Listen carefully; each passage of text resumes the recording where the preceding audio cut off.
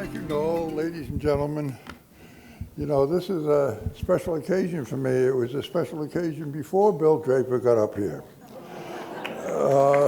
But I appreciate his comment, but I really do. But it reminded me of an earlier little incident that I mentioned to him before dinner that maybe is appropriate for this evening.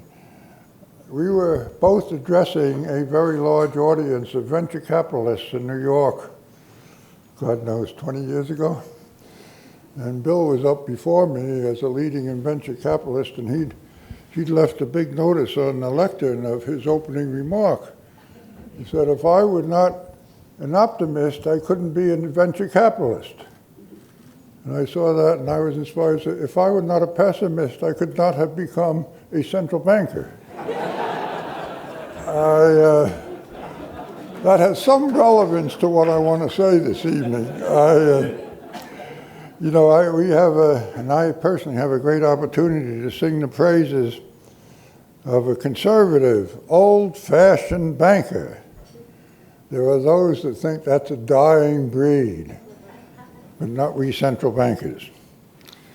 Now, by my standards, Bob Wilner's, whatever his chronological age, is still a young man.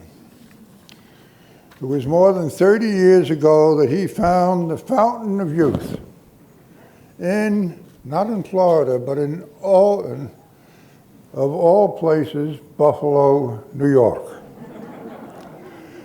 He took charge of a long-established, small institution, kind of institution these days we call a community bank. M&T was devoted to doing what commercial banks, in the view of all central bankers, are supposed to be doing. They gather savings and liquid funds from their locality and finance local businesses, homeowners, and consumers. I know that because I read it from Bob Wilner's. Now, it may sound like pretty dull stuff, particularly if you're in charge of a bank in a town that happens to be losing jobs and losing industry. But somehow, Bob's leadership, and with his leadership, the M&T Bank has grown and grown and grown. It's helped Buffalo regain its economic footing. It's extended its range over those 30 years from Western New York to Pennsylvania, to Ohio, to Maryland, a little bit in Connecticut, now to New Jersey.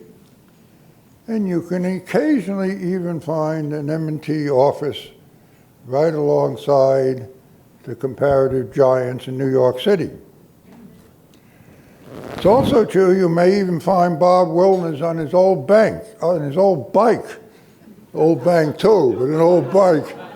More recently, I think the bike isn't quite as old as the bank, Bob. There he is, peddling the work. I've tried to convince him to take the bus instead. It's safer, you meet interesting people and all the rest. But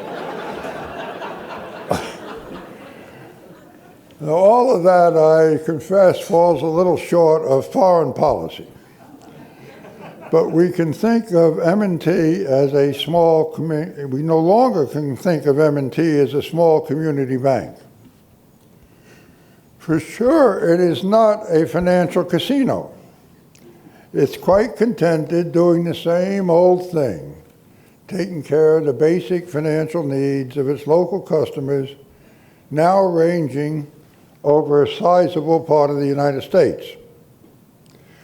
You know, one significant thing about the Wilmer saga is that the bank notably rode right through the great financial crisis.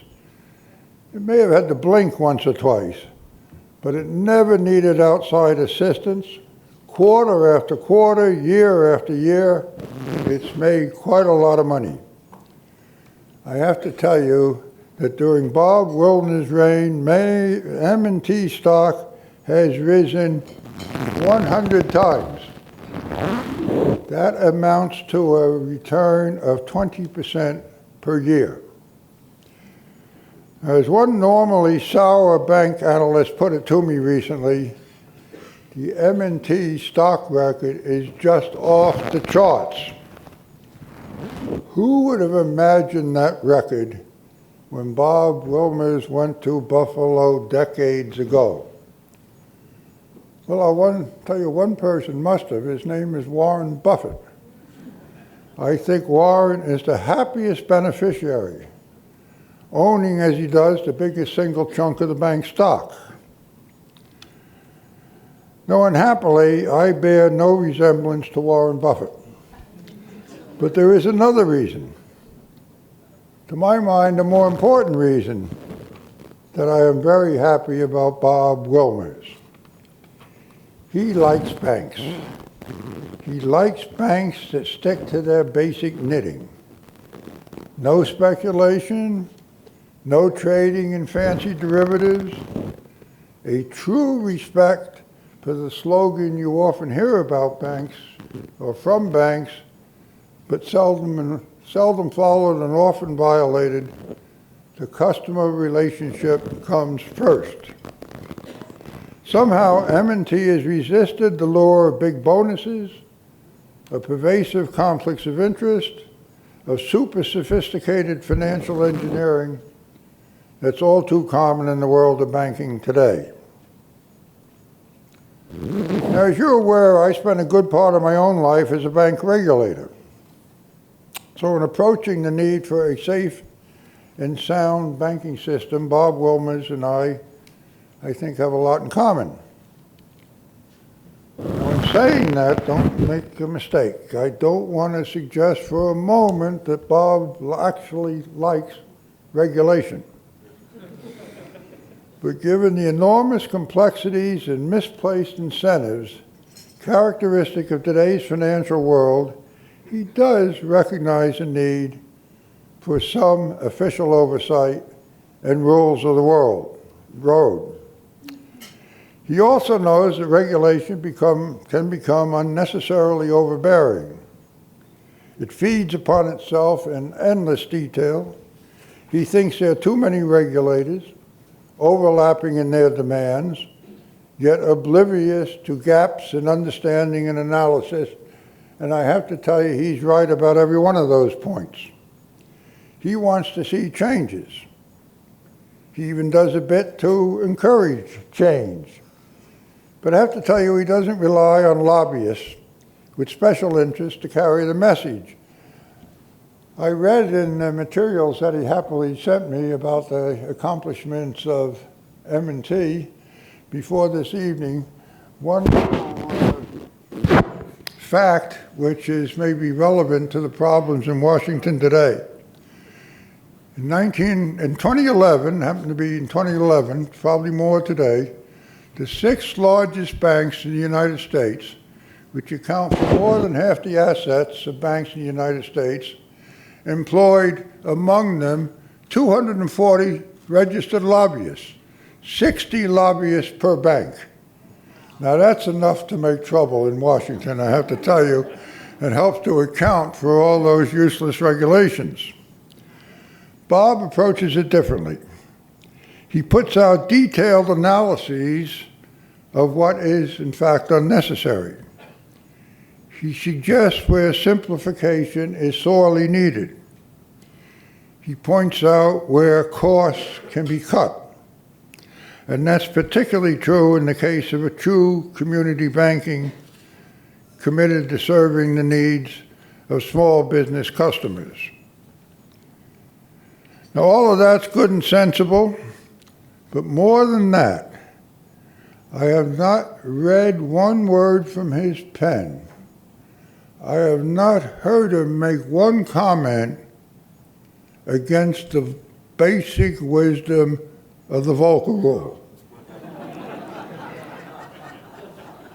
Bob does worry about the status of banks and bankers.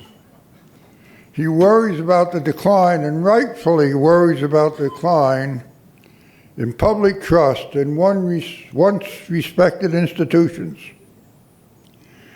In his own words, he believes that in banks and elsewhere, And I quote, "Leaders have an obligation to set a moral tone."